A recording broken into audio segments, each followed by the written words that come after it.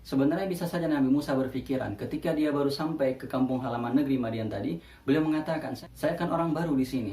Untuk apa lalu saya kemudian sok-sok menawarkan bantuan kepada orang yang saya sendiri juga tidak kenal? Bahkan penduduk kampung di sini pun tidak ada yang membantu perempuan tadi. Tapi Nabi Musa tidak seperti itu.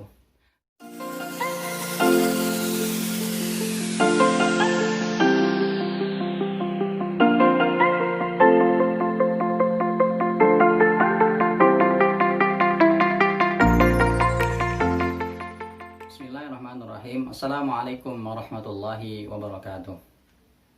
Teman-teman yang dimuliakan Allah Subhanahu wa taala. Sebagaimana yang sudah kita ketahui bahwa corona pada hari ini sudah menjadi wabah yang melanda seluruh kawasan di muka bumi ini. Dan kita mengetahui semenjak corona datang ada begitu banyak pengaruh dan juga efek yang ditimbulkannya.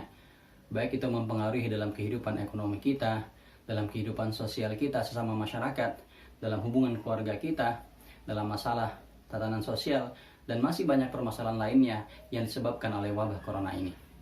Nah, sebagai seorang muslim, tentu kita ingin mengetahui apa kira-kira tips yang bisa kita jalani sehingga kita bisa melewati masa-masa corona ini dan kita bisa keluar daripadanya dalam kondisi yang jauh lebih baik. Dan dalam kesempatan kali ini, kita akan coba mengambil pelajaran dari Al-Quran, mengambil kisah dari seorang nabi terbaik yaitu Nabi Musa alaihissalam untuk bisa mempelajari bagaimana caranya kita bisa melewati masa-masa sulit di masa corona ini, kemudian kita bisa keluar daripadanya dalam kondisi yang lebih baik. Dan sebelum kita lanjut, silakan bagi teman-teman yang baru pertama kali mampir di channel ini untuk klik like dan subscribe-nya. Semoga kita bisa menghadirkan video-video yang bermanfaat untuk teman-teman semua. Baik, nah teman-teman sekalian, mungkin di antara kita ada yang bertanya, kalau seandainya kita mengambil pelajaran dari kisah Nabi Musa, pertanyaannya adalah, apakah corona pernah terjadi di zaman Nabi Musa? Ya, tentu jawabannya tidak ya.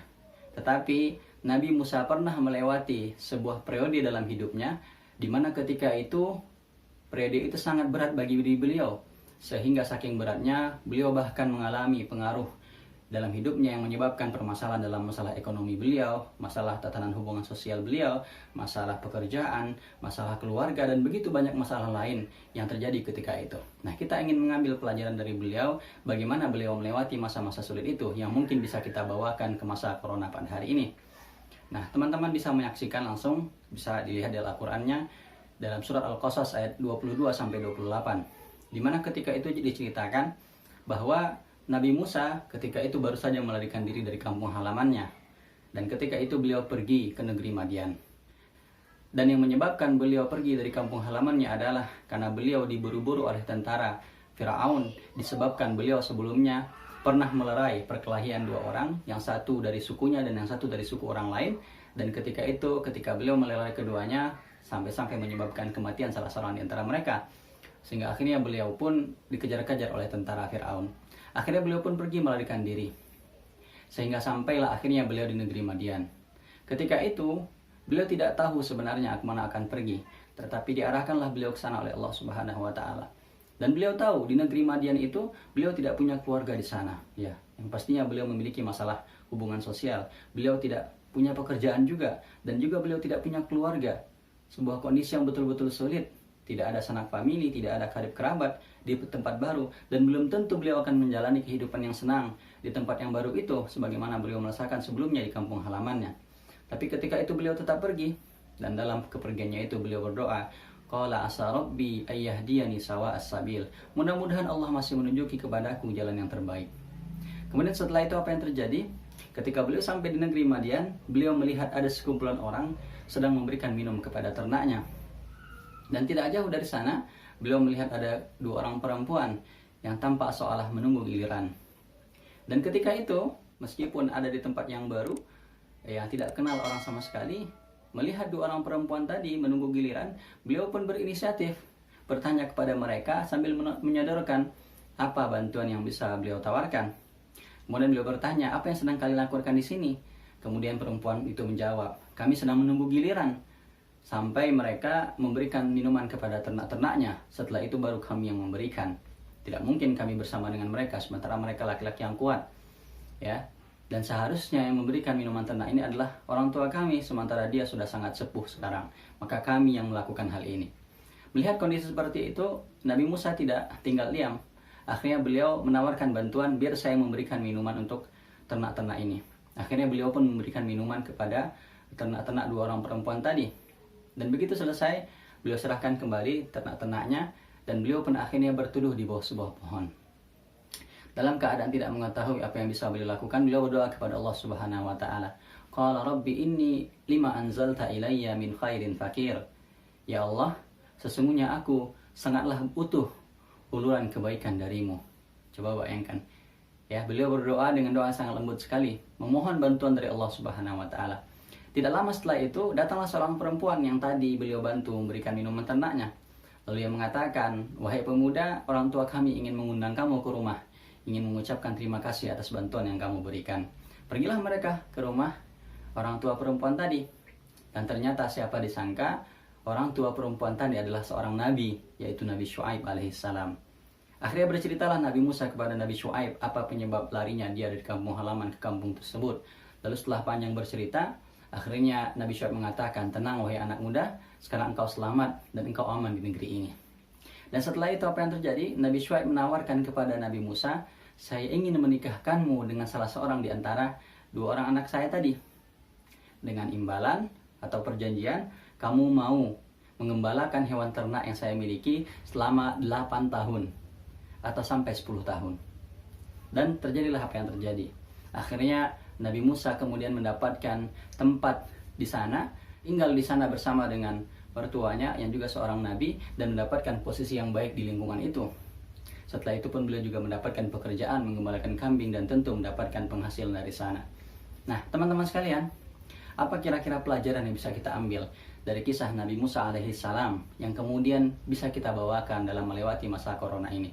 Yang pertama adalah, pelajaran pertama, walau bagaimanapun beratnya kondisi hidup, tetaplah senantiasa berbaik sangka kepada Allah Subhanahu wa taala, berhusnuzon dan tetap menaruh harapan yang tinggi kepadanya.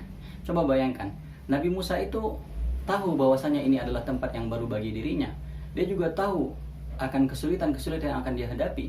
Dia tidak punya pekerjaan, dia tidak punya pendapatan, dia tidak punya kenalan sama sekali, yang itu berarti hubungan sosial juga akan susah. Dan beliau juga tidak tahu siapa yang akan beliau temui, tapi di situ terselip keyakinan. Asa rabbi ayyahdiyani sawa as-sabil. Semoga Allah masih memberikan kepadaku jalan yang terbaik. Begitu juga hendaknya kita ketika melewati masa seperti ini. Hendaknya kita yakin kepada Allah bahwa Allah Subhanahu wa taala tidak akan mungkin menguji kita dengan sesuatu yang kita tidak mampu. Ketika kita yakin bahwasanya ada hikmah besar di balik musibah corona ini, ketika itulah energi positif akan muncul dalam kehidupan kita. Dan itu yang membuat kita bisa menjalani hidup ini jauh lebih baik.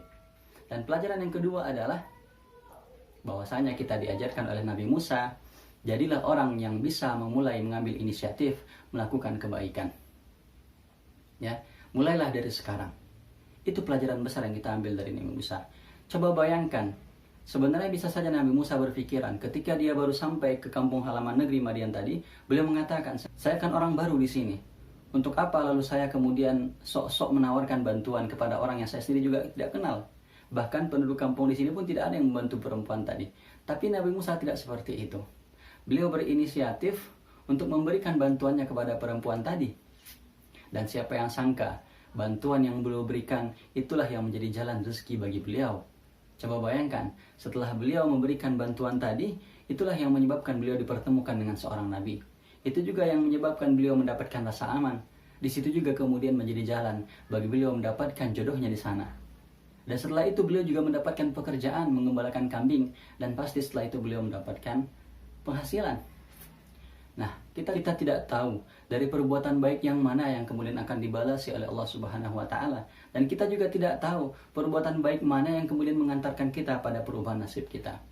Maka sebagai seorang muslim, ketika kita di masa corona ini, maka yang penting kita lakukan adalah bagaimana kita membuka akal pikiran kita, membuka cara pandang kita yang baru, mengambil inisiatif untuk melakukan kebaikan-kebaikan baru, dan melihat apa peluang-peluang usaha dan juga kebaikan yang bisa kita lakukan.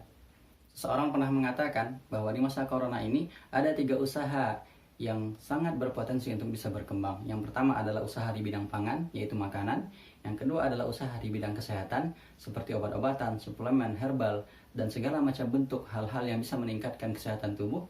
Dan yang ketiga adalah usaha di bidang komunikasi. Ya, seperti yang kita ketahui selama masa corona ini, orang banyak butuh kepada pulsa, orang banyak butuh kepada paket. Bahkan sebuah anekdot mengatakan di masa corona ini kebutuhan kita tidak hanya 3 tapi 4. Selain sandang, pangan, dan papan juga ada paket. Ya. Nah, kita mengetahui bahwasanya itu semua menjadi hal-hal yang bisa merubah atau memberikan nilai tambah bagi seseorang yang bisa mengambil kesempatan untuk bisa membuka usaha. Maka teman-teman sekalian, di masa inilah seharusnya kita kemudian membuka cara berpikir kita, melihat dari sisi pandang yang baru. Begitu juga bagi orang yang kesulitan belajar, bagi para pelajar dan mahasiswa misalkan, bisa berkumpul dengan teman-temannya belajar bersama. Atau ketika zaman sudah menggunakan teknologi internet, maka kita gunakan itu sebagai sarana untuk kita belajar. Semua masih bisa kita lakukan. Dan itu yang kedua, mengambil inisiatif mulai dari sekarang. Dan yang ketiga adalah bagaimana kita memperbanyak doa kepada Allah Subhanahu wa taala. Coba perhatikan bagaimana Nabi Musa alaihissalam berdoa kepada Allah. Qala rabbi inni lima anzalta ilayya min khairin fakir. Ya Allah, sesungguhnya aku sangat butuh kepada uluran kebaikan darimu. Coba bayangkan betapa lembutnya doa Nabi Musa alaihissalam. Bisa saja beliau berdoa kepada Allah, ya Allah, aku itu nggak punya keluarga di sini, aku nggak punya kenalan, aku tidak punya pekerjaan, aku tidak punya penghasilan, apalagi jodoh. Tetapi beliau memilih kata-kata yang sangat santun sekali. Beliau mengatakan, qala rabbi inni lima anzalta ilayya min khairin fakir.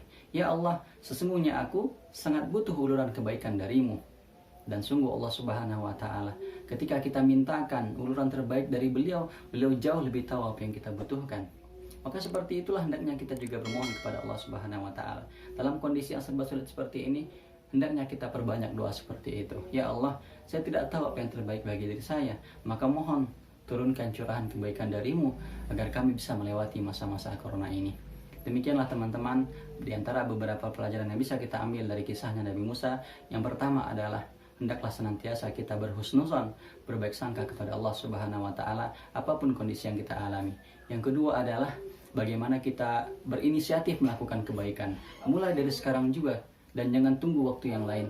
Dan yang ketiga adalah bagaimana kita memperbanyak doa kepada Allah Subhanahu wa taala, bermohon kepadanya agar Ia mencurahkan kebaikan kepada kita bersama dengan doa Rabbi inni lima anzalta ilayya min khairin fakir.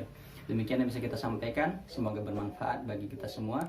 Jangan lupa di-share jika kita merasakan manfaat di dalamnya. Wassalamualaikum warahmatullahi wabarakatuh.